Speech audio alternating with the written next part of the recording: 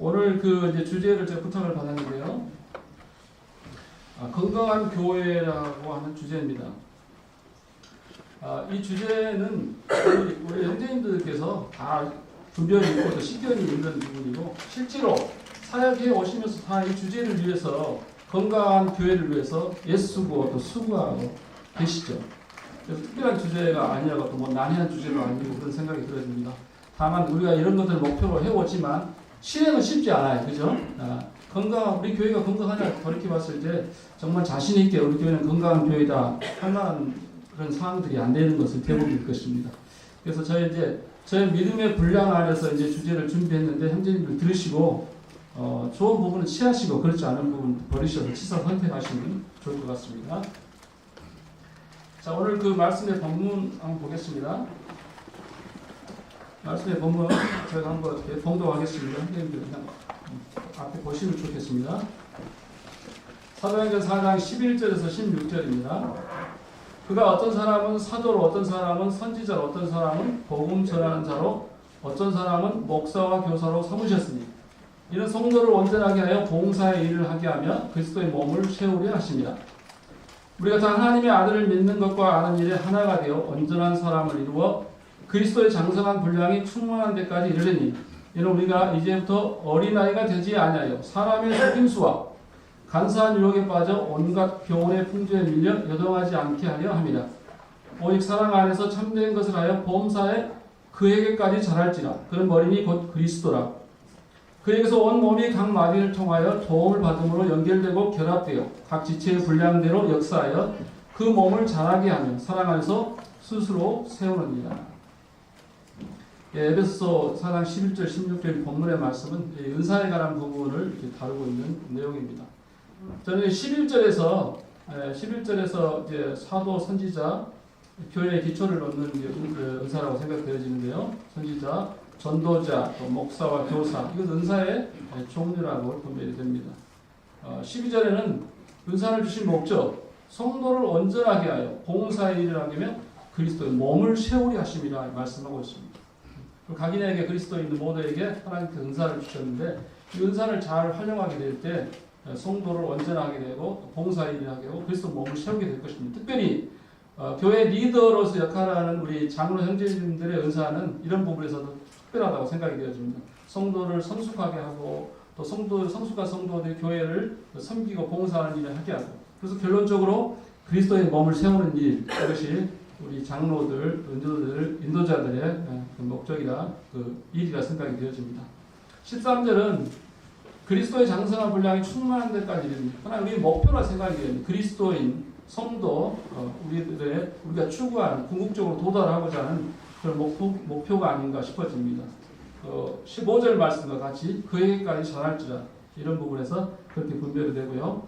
14절은 우리가 이렇게 이제 은사를 따라 섬기고 우리 영적으로 성장해 가면서 우리가 이런 과정 속에서 방해들을 받게 되는데, 그것이 사람의 속임수와 간사한 유혹과 또 교훈의 풍조, 이런 것들이 아니겠는가. 이런 것들을 극복하고 계속 우리가 성장하고 성숙해야 된다고 하는 것을 말씀하고 있는 것입니다. 16절은 그에게서 온몸이 각 마디를 통하여 도움을 받으러 연결되고, 또 하나의 성장의 원리, 그리스도의 몸을 세우는 원리가 이것이 아닌가 싶습니다. 그리스도를 통해서, 그에게 머리 대신 주님을 통해서 우리가 모든 영양분을 공급받고 지시와 감동을 받고 인도함을 받아서 우리의 몸을 이렇게 아름답고 건강하게 세워가는 거죠. 요한복음 15장에 포도나무 비유가 그것을 잘 설명해 주고 있다고 생각이 되어집니다. 건강한 교회는 어떤 교회일까? 교회는 주님의 몸입니다. 교회는 주님의 몸이죠. 그래서 몸의 원리와 건강한 교회의 원리가 유사하다고 생각이 되어집니다. 그렇죠? 건강한 몸이 뭐겠습니까?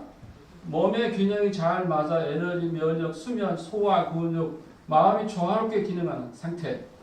한마디로 신진대사가 원활한 상태를 우리가 건강한 몸이라고 얘기할 것입니다.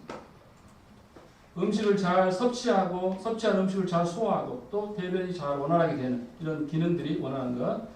또 수면의 질이나 면역력의 안정, 정신적인 안정, 또 질병의 없는 상태, 이런 것들을 우리가 통틀어서 건강한 몸, 이렇게 얘기할 수 있는 것입니다.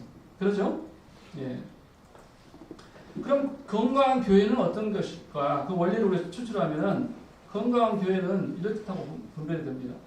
자, 우리가 복음을 들어서 새로운 영혼들이 영접이 됩니다. 교회에 영접이 되면 그들을 우리가 잘 양육하죠.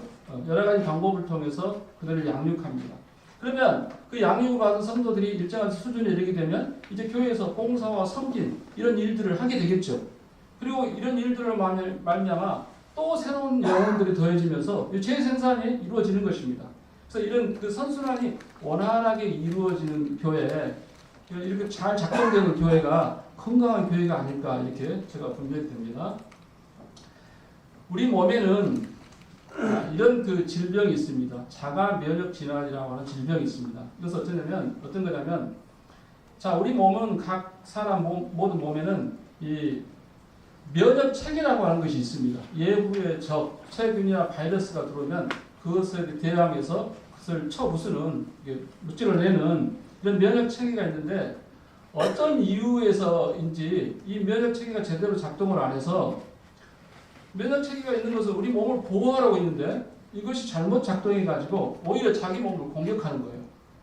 악으로 공격하는 것입니다. 그래서 우리 몸의 세포 조직을 적으로 착각해서 공격하는 질환입니다. 면역 시스템 오작동이 일어나는 거죠. 그래서 생기는 질병들이 의외로 많아요. 제가 몇 가지를 기록했는데 이외에도 굉장히 더 많았습니다. 류마티스, 관절염, 루푸스, 강지성 척추염, 갑상선, 백반증, 제1형 당뇨병, 중증 무력증, 이외에도 여러 가지 더 많은 질병들이 있는데 이것이 면역 체계의 문제로부터 온다고 하는 것입니다. 놀랐습니다. 제가 보면서 공부하면서 이런 것들이 있게 될 때 우리는 건강한 몸을 잃을 수가 없겠죠. 서로 공격하는 어떻게 그것이 가능하겠어요? 그죠? 교회도 마찬가지입니다. 교회도 이런 것들이 없어야 돼요. 그래서 교회 내 갈등이나 분열이 생기거나 방치해서는 안 된다고 합니다. 그러겠죠? 이것은 자가 면역질환과 같습니다. 성도들이 서로 연합해서 밖으로 나가서 전쟁하고 복음을 전하고 영혼들을 주님께 인도하는 이런 역할들을 해야 되는데 오히려 교회 안에서 성도들이 서로 분쟁하고 갈등하고 서로 치고받고 싸우면 어떻게 되겠어요? 건강한 교회를 결코 이룰 수 없을 것입니다. 그래서 우리 인도자들은, 리더들은, 장로들은 이런 일들을 대해서 철저하게 막아야 되는 것입니다. 예방해야 되고 안 되면 그런 것들이 상황이 발생하면 지혜를 모아서 그런 것들을 처리해야 돼요. 그렇지 않으면 건강한 몸을 잃을 수가 없습니다. 마태복음 12장 25절에 분쟁하는 나라마다 집마다 개인이나 서지 못한다고 합니다. 분쟁하는 나라가 어떻게 서겠습니까? 분쟁하는 가정, 분쟁하는 교회 설 수 있겠습니까? 설 수 없죠. 그래서 이런 요소들을 우리가 철저히 제거해 나가야 된다고. 그렇지 않으면 교회는 건강한 몸으로 건강한 교회로 세움을 이룰 수 없고 어떤 일들을 계속 해갈 수 없다는 것입니다. 제가 이제 건강한 교회를 생각하면서 성경 안에서도 모범적인 모델이 되는 교회가 없을까 찾아봤을 때 가장 합당한 교회가 이 예루살렘 교회가 아닌가 하는 생각이 들어졌습니다. 제가 한번 읽겠습니다. 사도행전 2장 42절 47절 말씀인데요. 그들이 사도의 가르침을 받아 서로 교제하고 떡을 떼며 오로지 기도하기를 힘쓰니라.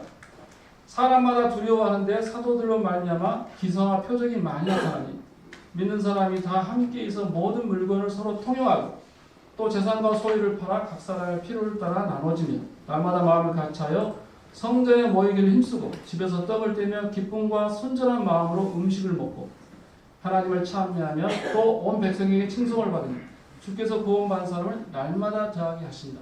이보다 더 모범적인 교회가 있을까 이런 생각이 들었습니다. 그러죠? 자, 사도들의 가르침을 잘 받았고 성도들이 서로 주 안에서 아름다운 교제를 나누고 또 떡을 떼며 또 예배하고 또 기도하기를 힘쓰고 물건을 서로 통용하고 모이기를 날마다 모이기를 힘쓰고 또 떡을 떼고 또 음식을 먹으며 교제하고 하나님을 찬미하고 백성에게 칭송을 하고 여기 보면 이런 그 예루살렘 교회 성도들을 보면서 그 주위에 있는 사람들이 그들을 두려워했다고 했습니다. 그리고 그들을 칭송했다고 했습니다. 여기 나온 두려움은 그들에 대한 어떤 경외심 같은 것이 들었지 않을까 싶어집니다. 그들이 그 당시 문화에서 도저히 있을 수 없는 일들을 하는 거예요. 그렇게 아름다운 공동체를 이루면서 주님을 머리로 삼아서 섬겨가는 모습을 볼 때 그들 마음속에 경외감이 드는 것입니다. 그리고 그들을 칭송했습니다. 그때 하나님께서 이 예루살렘 교회에 날마다 구원받은 사람을 더해줬다고 해요. 이 예루살렘 교회의 장점은 방금 우리가 읽었지만 잘 양육을 받았습니다. 사도의 가르침을 받아서 잘 양육이 되었죠. 그 다음에 만찬 예배, 떡을 뗐습니다. 떡을 떼는데 우리 매주 떡을 떼지만 이때 당시는 매일 떡을 떼는 거예요. 매일 모여서. 그 다음에 서로 물건을 통용했습니다. 섬김과 구제가 탁월한 거죠. 또 매일 모이기를 힘썼습니다. 또 기도 생활에 전심이었습니다. 또 이 순전한 마음으로 음식을 먹으며 서로 교제했습니다. 그들 교제에 어떤 인간적인 부분들이 없이 정말 하나님의 사랑으로 이렇게 뜨겁게 교제한 것입니다. 또 하나님을 찬미했습니다. 그때 하나님께서 날마다 구원받은 더하셨어요. 여기 놀라운 것은 예루살렘 교회 이렇게 모범적인 교회인데 여기 보니까 전도했다는 내용이 없어요. 전도. 그렇지 않아요? 전도받지 않았어요. 그들이 전도하러 다녔다 이런 내용이 없어요. 그런데 이렇게 그들이 뜨거운 열정 가운데 하나 돼서 열심히 사랑하고 이렇게 주님을 섬기니까 주님께서 날마다 구원받은 자를 더하셨다는 거예요. 날마다 구원받은 자를 더하셨어요. 뭐 전도를 하지 말라 그런 의미는 아니죠. 우리가 이런 건강한 교회를 이룬다면 영혼들이 더해지는 것은 시간 문제다 이런 생각이 들어집니다. 그런데 이렇게 이제 훌륭한 탁월한 교회였지만 한 가지 아쉬운 부분이 있었는데 이 예루살렘 교회는 어떤 부분이 아쉬웠냐면 주님이 주신 지상 명령, 대사명을 망각했던 것 같아요. 전도죠. 주님은 예루살렘 교회의 성도도 그 안에서 그들이 만족하고 즐거워하고 행복한 신앙생활에 머무르지 않고 온 세상에 나가서 모든 족속으로 제자들 삼아 복음을 전하는 이 일을 행하기를 원하셨습니다. 근데 그들이 여기에는 이르지 못했던 것 같아요. 그럼 왜 그랬을까? 이유를 제가 생각해 볼 때 마태복음 17장 4절 보면 변화산에서 있었던 얘기인데 베드로가 이렇게 예수님께 얘기합니다. 모세와 엘리야와 예수님이 대화하는 것을 보면서 예수께 여쭤이르되 주여 우리가 여기 있는 것이 좋사오니 우리가 여기 있는 것이 좋사오니 예루살렘 교회 성도들의 마음이 이러지 않았을까? 더 이상 바랄 것이 없는 정말 아름다운 완벽한 교회 그 안에서 머물러 있는 것이 너무나 행복하고 기뻐요. 그러니까 주여 우리가 여기 있는 것이 좋사오니 이런 생각을 할 수 있겠죠. 그죠? 그래서 주님의 그 지상 명령을 생각하지 못할 수 있었습니다. 근데 하나님은 뜻은 그것이 아니었죠. 하나님 대책은 그런 예루살렘 교회에게 어떻게 하셨습니까? 큰 핍박이, 큰 박해가 일어나게 해서 그들을 여러 지역으로 다 사도 외에는 다 유대와 사마리아 모든 땅으로 흩어지게 하셨습니다. 그래서 그들로 하여금 흩어져서 복음을 전하게 했고 그 복음이 온 천하에 퍼지도록 이렇게 역사하신 것입니다. 그래서 우리가 지향해야 될 교회, 예루살렘 교회, 그런 모델적인 교회가 있지만 그 부족한 부분들을 우리가 생각하면서 복음을 전하고 온 세상에 복음을 전하는 일에 우리가 여러 모양으로 우리가 힘쓰고 헌신해야 된다고 하는 것을 볼 수 있습니다. 그 외에 이제 성경에 나타난 몇몇 교회들이 있는데요. 빌립보 교회는 고난 중에도 바울 선교사에게 동역한 교회였습니다. 안디옥 교회는 최초로 선교사를 파송한 그런 교회였죠.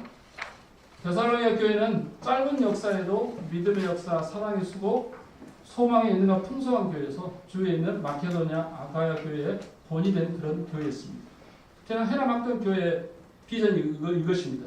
믿음의 역사, 사랑의 수고, 소망의 있는가 풍성한 교회의 목표고 비전입니다.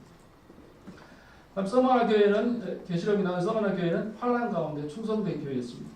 빌라델비아 교회는 적은 능력을 가지고도 승리한 그런 교회입니다. 이런 부분들도 기타 모델 교회에서 취할 수 있겠다 싶어집니다. 자, 그렇다면 우리들의 교회는 건강한가? 우리들 교회의 건강도를 체크해 보는 거죠. 첫 번째 양육 부분에서 말씀을 통한 양육 부분에서 성도들이 얼마나 만족하고 있는가 중요하잖아요.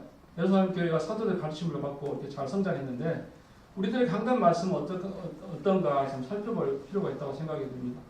지금 우리가 살고 있는 시대에는 여러 매체를 통해서 수많은 말씀들이 실시간으로 전파되고 있습니다. 그렇죠? 성도들이 굳이 교회에서 강단 말씀 안 들더라도 여러 가지로 영적인 필요들을 공급받을 수 있는 그런 시대예요. 그죠? 유튜브 가보면 엄청나게 많은 말씀들이 있습니다.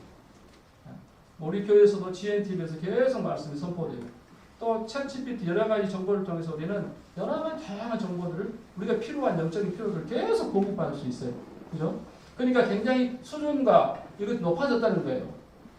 근데 우리 강단 사역은 정말 그런 그 성도들의 필요를 채울 만큼 그렇게 그런 말씀들이 선보되고 있는가 우리가 살펴볼 필요가 있겠죠.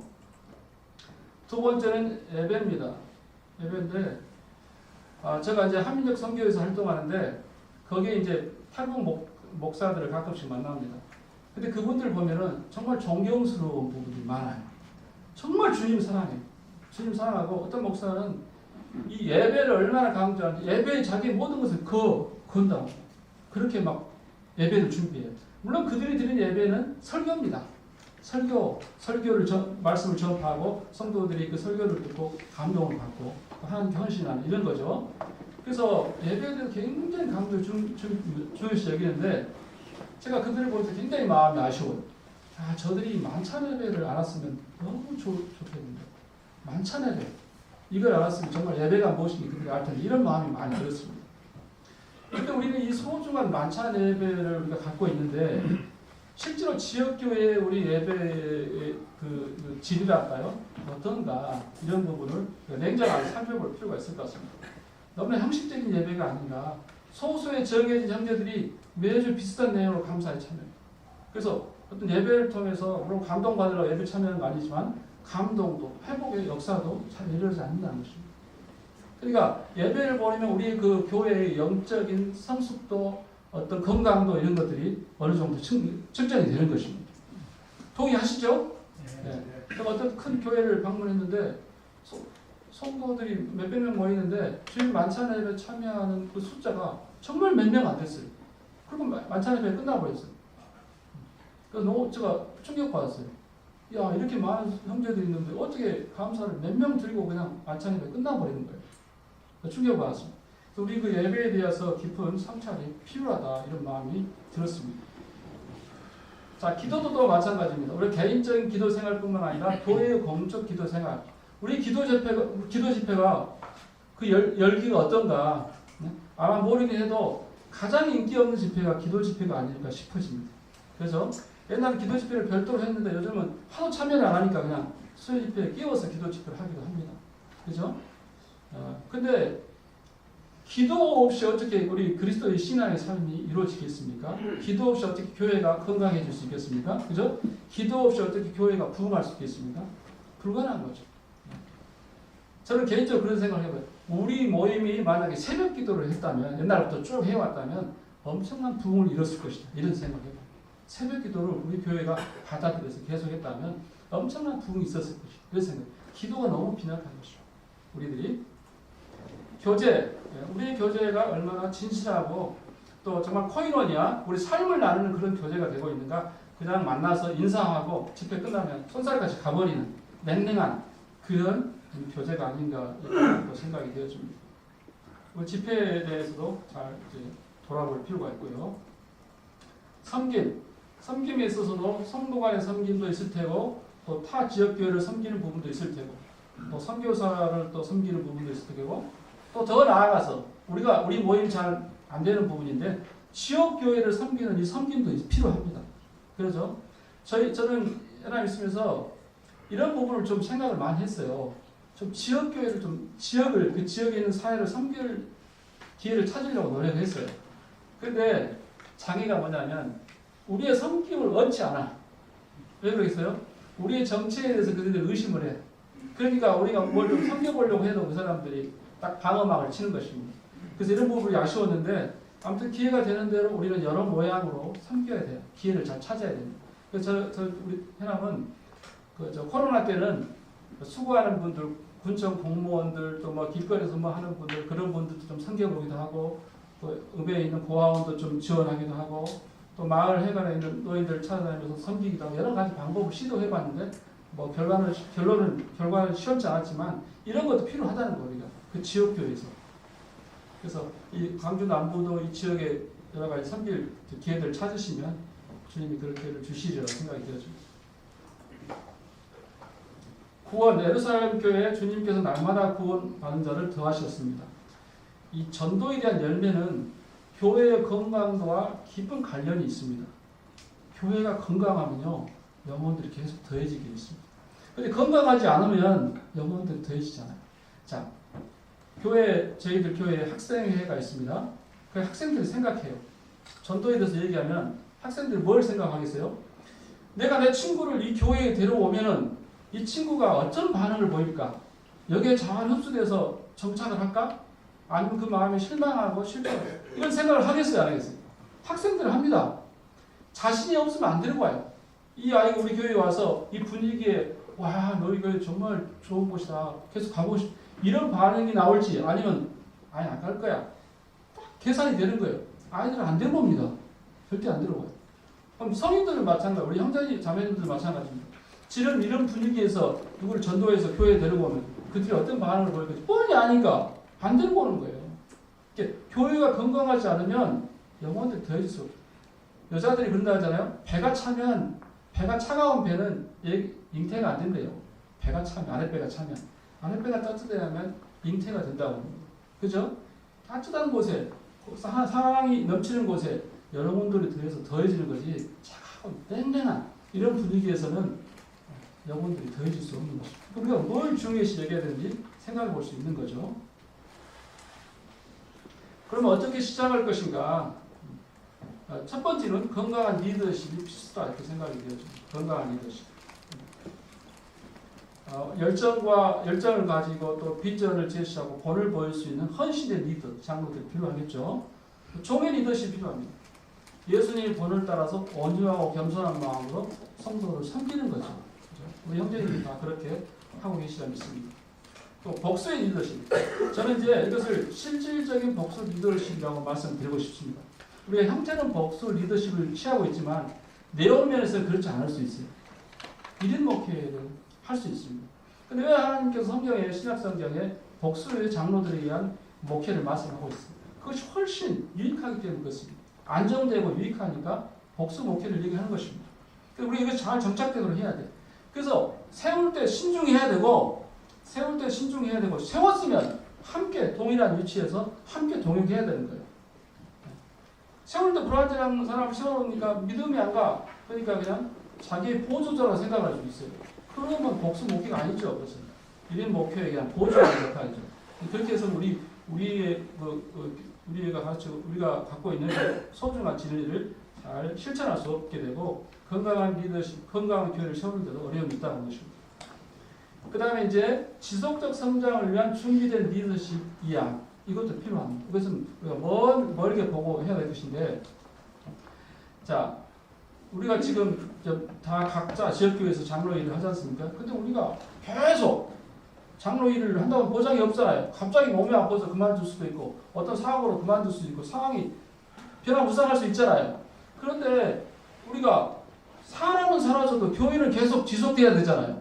그렇다면 이 주제도 굉장히 중요한 주제인 것이에요. 그래서 사역을 시작할 때부터 계속 그 다음 세대를 생각하면서 준비가 필요한 거예요. 갑자기 되는 게 아니잖아요. 사람이 갑자기 세워진 게 아니기 때문에 오래전부터 준비하면서 이것을 해야 된다고 하는 것입니다. 제가 최근에 어떤 형제님을 만났는데 그 형제님은 말씀의 은사가 아주 탁월하신 형제님이셨습니다. 그리고 교회 성도들 몇백 명 돼요. 얘기하다가 이제 은퇴에 대한 얘기가 나왔습니다. 그 형제님이 그렇게 얘기했어요. 자기는 한 10년 정도 후에 지금 은퇴를 생각하고 있다. 근데 그 형제님 저하고 나이가 거의 비슷했습니다. 그래서 제가 물어봤습니다. 그러면 형제님이 만약에 은퇴하면은 형제님 뒤를 이을 그런 준비된 일꾼이 있느냐 했더니 30, 40대는 없다는 거예요. 근데 20대에 그런 싹이 보이는 형제가 있다는 거예요. 그래서 제가 마음에 염려가 됐어요. 아니 20대면 변화무쌍하잖아요. 그 형제가 이 교회가 계속 붙어있다는 보장도 없고 또 20대 하면 10년 후면 이제 30대가 될 텐데 그 형제님 이렇게 탁월한 형제님이고 그 형제님은 주일 말씀 거의 전담한다고 그랬어요. 이렇게 탁월한 형제님인데 그 탁월한 형제님이 떠난 다음에 이제 30대 초반인지 중반인지 알 수 없지만 그 형제가 그 사역을 감당할 수 있을까 이런 생각이 들었습니다. 그래서 이런 부분에서 준비가 필요하다는 거예요. 갑자기 안 되기 때문에. 그 다음에 어떻게 시작할까? 두 번째, 리더들이 변해야 된다. 오늘 이곳에 이제 모인 형제님들 다 장로님들입니다. 그죠? 그리고 우리가 장로들이 가는 얘기가 중점적으로 나올 수밖에 없습니다. 이해를 해주시기 바랍니다. 리더들이 변해야 되는데 첫 번째 어떤 부분이 변해야 되나? 권위적인 태도, 권위주의 이것을 우리가 버려야 됩니다. 베드로 5장 3절에 주장하는 자세를 취하지 말라는 거죠. 자, 권위가 중요합니다. 권위가 없으면 안 되겠죠. 근데 권위주의와 권위는 또 다르잖아요. 그래서 우리의 권위는 어디서 또 나와야 되냐면 우리들의 삶과 인격, 또 삶의 열매를 통해서 그것이 드러나고 자연스럽게 성도들이 그 모습을 보면서 마음의 감동, 존경 이것이 우러나야 돼. 그것이 진짜 권위 아닙니까? 그죠? 근데 단지 그냥 자리, 내가 장로라고 하는 그 자리로부터 나온 권위는 진정한 권위를 할 수 없습니다. 그걸 가지고 막 그 성도들을 이렇게 윽박지르고 강요하면 성도들 힘들어지겠죠. 그죠? 자, 이것을 우리가 생각하면 좋을 것 같습니다. 우리도 지금 장로 일을 하고 있지만 우리도 과거에는 성도였습니다. 그잖아요. 뭐 구원받자마자 장로 되신 분 없잖아요. 우리도 과거에는 성도였습니다. 그러면 성도 때 어떤 리더들, 어떤 그 인도자들이 힘들었습니까? 어떤 리더를, 우리를 인도하는 그 인도자들 가운데, 장로들 가운데 어떤 형태의 장로들이 힘들었습니까? 잘 알잖아요. 그죠? 근데 우리가 이제 상황이 바뀌어서 우리가 장로가 되었어요. 근데 우리는 그것을 이제 세월이 지나면서 잊어버려요. 잊어버립니다. 그래서 옛날 속담에 욕하면서 배운다 이런 속담이 있습니다. 옛날에 내가 그토록 싫어했던 그 장로의 모습으로 내가 변해가는 것입니다. 정말 권위적인 모습. 어렵죠. 이렇게 되면 교회가 건강하게 세워지기가 어려운 것입니다. 또 두 번째는 언행의 불일치입니다. 가르침과 일치가 되잖아. 강단에서 여러 다양한 교훈들을 막 가르치는데 정작 본인에게 그 말씀을 적용하지 않아. 본인이 그걸 실천하잖아. 이중적인 거죠. 유선이고. 그죠? 그럼 성도들은 그걸 모르겠어요. 아이고, 우거나 면하고 고쳐라. 성경에 그런 말씀 나온 것처럼 그렇게 말씀하시는데 본인이 좀 잘 적용하시죠. 말을 안 해도 속으로 그렇게 할 거 아닙니까? 그래서 우리가 이런 부분도 정말 중요하다는 것입니다. 그다음 불성실한 것. 말씀을 준비한 게나 여러 가지 섬김이 있어서 너무 준비가 안 돼 있어요. 성도들이 피부로 느끼는 것입니다. 아이고 어떨 때는 그냥 말씀에 앞뒤만 몇 번만 읽어봐도 저렇게 말씀 안 할 텐데 그냥 너무 준비가 소홀해. 그럼 성도들은 알죠. 아 저런 뜻이 아닌데 막 이렇게 되겠죠. 그래서 말씀뿐만 아니라 여러 가지 섬김이 있어서 정말 충성스러움이 필요한 것입니다. 그럼 재정적인 부분에 우리가 이 불투명한 재정 사용, 재정을 쓰는데 장로들이 이런 부분에서 너무나 투명하지 않게 그냥 쌈짓돈처럼 쓰고 또 뭐 증빙도 안 주고 그냥 막 이렇게 하면 이것도 우리가 신뢰를 깎아먹는 것이고 또 건강한 교회를 이루는데 장애가 된다고 싶어집니다. 그래서 이런 부분에서 우리가 살펴보시면 좋겠다 싶어집니다. 자, 이 리더들이 장로들이 권위되지 않을 때 어떤 현상이 일어나냐면 일단 성도들이 침묵해요. 말을 잘 안 합니다. 말을 안 해요. 그리고 말씀에 반응하지 않습니다. 그냥 듣는 것으로 만족해요. 오늘 예배 드렸네. 오늘 교회 집회 참석했네. 그것을 신앙생활 대신하는 것입니다. 그리고 헌신하지 않아요.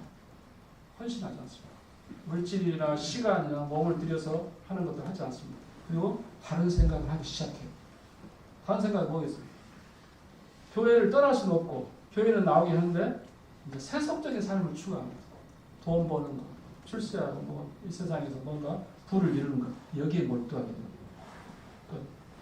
그래서 이 리더들이 정말 장로도 중요하다 생각이 되었습니다. 아까 이제 비교받은 주제가 그런데 우리가 흔히 두 가지 형태의 교회가 있다고 얘기를 합니다. 첫 번째는 유람선과 같은 교회. 이 교회는 소수의 일꾼들이 힘에 겹도록 일하고 남은 성도들은 누리고 즐기는 교회. 타이타닉 같은 그런 교회죠. 우리가 지향해야 될 교회는 군함과 같은 교회가 되어야겠죠. 그죠? 온 성도들이, 구원받은 성도들이 잘 양육받아서 섬기는 것입니다. 각자 역할을 다 하면서 온 성도들이 일하는 교회. 이런 교회가 건강한 교회이고 우리가 추구하는 교회가 되어야 된다고 생각됩니다. 어떻게 시작할 것인가? 교회는 주님의 몸이죠. 몸은 우리를 이 세상 가운데 나타냅니다. 그렇죠? 김광성 우리 형제님도 있는데 이 몸으로 이 세상에 나타내요. 얼굴이 어쩌지 머리가 어쩌지 참 저 사람 건강하게 생겼는데 우리 몸을 나타내죠. 교회도 마찬가지입니다. 그 지역 교회에서 주님을 나타내는 매체가 되는 것입니다. 주님, 이 세상 사람들이 뭘 보고 주님을 보겠습니까? 교회를 보는 거예요. 교회는 주님의 몸이니까. 그렇죠? 그래서 교회가 매일 싸우고 갈등하고 하면은 그들이 주님은 어떻게 보겠습니까? 예수님은 그런 분이니까 그렇게 생각하지 않겠습니까? 그래서 이번에 그 옹골 성전교회에서 브레드린 200년 그 세미나를 했습니다. 저 그곳에 참석했는데 정말 감동이 됐습니다. 자긍심이 막 들었어요. 우리가 좀 엄청난 모임이구나 이런 생각이 절로 들었습니다. 그런데 제가 이제 쭉 세미나를 들으면서 우리가 이렇게 좋은 집으로만 건축으로만 하면 좋은 설계도를 가진 교회다. 그죠? 좋은 설계도를 가졌는데 어떻게 집을 건축하는 거냐는 것은 각 지역교회 역량이라고 하는 것입니다. 그렇죠? 어떤 지역교회는 이 똑같은 설계도를 가지고 정말 훌륭한 건강한 교회를 계속 세워가고 있는데 똑같은 설계도를 가지고 어떤 교회는 초가집 같은 교회를 짓고 어떤 건 빌딩 같은 교회를 짓고 있는 것입니다. 그래서 아무리 좋은 우리가 설계도를 가지고 있어도 그 설계도대로 집을 건축하지 않으면 의미가 없는 거죠. 그죠? 그래서 정말 자부심과 긍지를 가질 만한 그런 우리가 모임인데, 교회인데, 그것을 이제 어떻게 실행하느냐, 어떻게 채워가느냐는 것은 우리 각 지역교회의 역량이라는 생각이 들어집니다. 그래서 반복해서 말씀드리지만 장로들이 변화해야 됩니다. 그리고 한 사람부터 시작돼요. 제가 어떤 그 전국 장로사역에 참석해서 어떤 형제님과 교제했는데 그 형제님께서 그런 고충을 토로했어요. 그 형제님은 선교 사역을 하다가 이제 들어와서 교회를 개척했습니다. 너무너무 힘들다는 거예요. 뭐가 그렇게 힘드냐. 선교지에서는 복음 전하기 힘들지만 일단 오랜 시간 투자해서 복음 전해서 구원 받으면 형제님이 갖고 있는 그 믿음의 분량, 가치 뭐 이런 거 가지고 그 성도를 자기 뜻가운데 양육할 수 있잖아요. 그러면 그 성도들, 그 사람들이 변하는 거예요. 그죠? 우상 숭배에 찌들었던 사람들 복음을 듣고 변화돼서 성장하는 것이 눈에 다 보이는 거예요. 그래서 그들이 이제 일꾼이 되어 교회에 여러 가지 정치적 일을 하는 거죠. 근데 한국에 들어와서 교회를 개척했는데 이제 개척한 교회니까 혼자 할 수 없으니까 여기저기서 이제 다니는 사람들이 더해져서 교회를 이뤘어요. 그런데 이 돌아다니다 교회에 들어온 사람들이 너무너무 힘들게 한다. 너무너무 육신적이고 저 사람들이 과연 구원 받았는가? 그런 의문이 들 정도로 너무나 힘들게 한다.